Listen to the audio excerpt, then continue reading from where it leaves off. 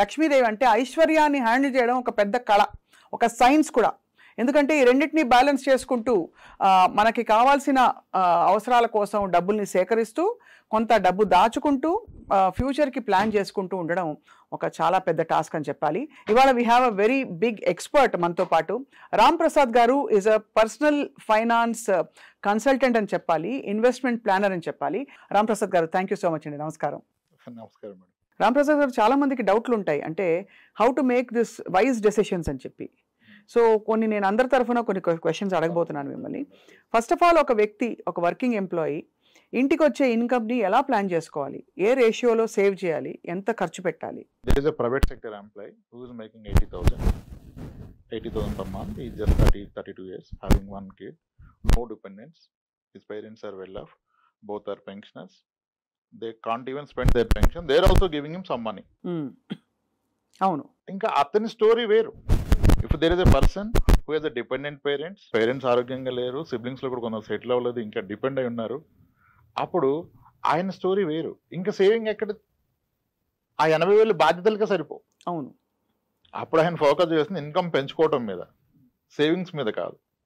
మొదటి వ్యక్తి ఆయన విహారయాత్రలు కూడా ప్లాన్ చేసుకోవచ్చు. కాబట్టి పరిస్థితిని బట్టి స్టాండర్డ్ ఉండదు. నాకు ఎక్కడ నచ్చదంటే, చాలా మంది ఇప్పుడు చాలా స్టాండర్డ్ ఫార్ములా ఏంటంటే, మీ ఏజ్ ఎంత ఉంటే అంత డెట్ లో పెట్టండి, 100 minus me age has to be equity.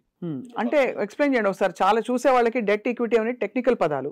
Risk లేకుండా గవర్నమెంట్ బాండ్స్ కానీ బ్యాంక్ ఫిక్స్డ్ డిపాజిట్స్ కానీ డెట్ కింద కన్సిడర్ చేస్తాము. ఈక్విటీ మార్కెట్స్లో నేనైతే మ్యూచువల్ ఫండ్స్ వరకు ఆగిపోతాను, స్టాక్స్ వరకు వెళ్ళే ధైర్యం చేయను. వాటిలో పెడితే దాన్ని ఈక్విటీ మ్యూచువల్ ఫండ్స్ అంటాం.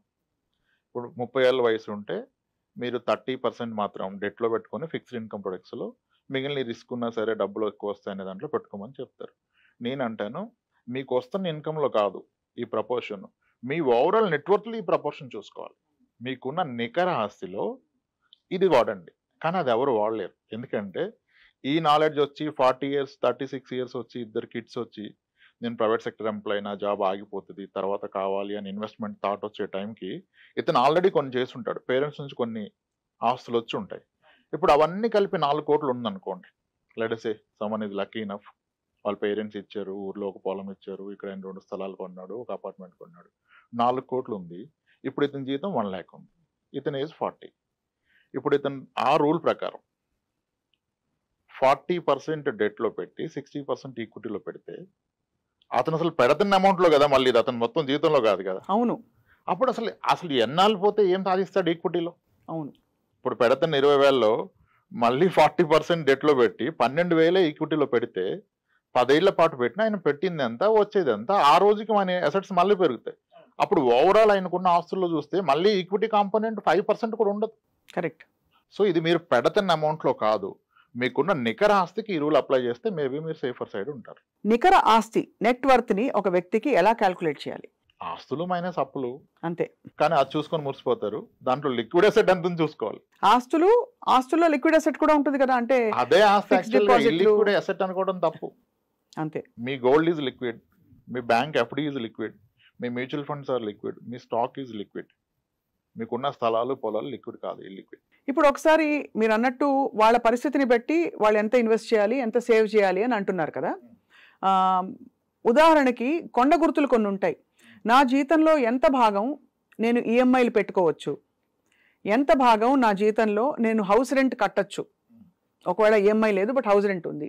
What is the reasonable percentage అంటే ఏం చెప్తారు సార్? అదే మేడం, ఫస్ట్ నేను స్టార్ట్ చేసిన కన్వర్జేషన్. ఇప్పుడు 8 కోట్లు ఆస్తున్న వ్యక్తి అతని జీతంలో 50% రెంట్ కడితే కూడా తప్పలేదు.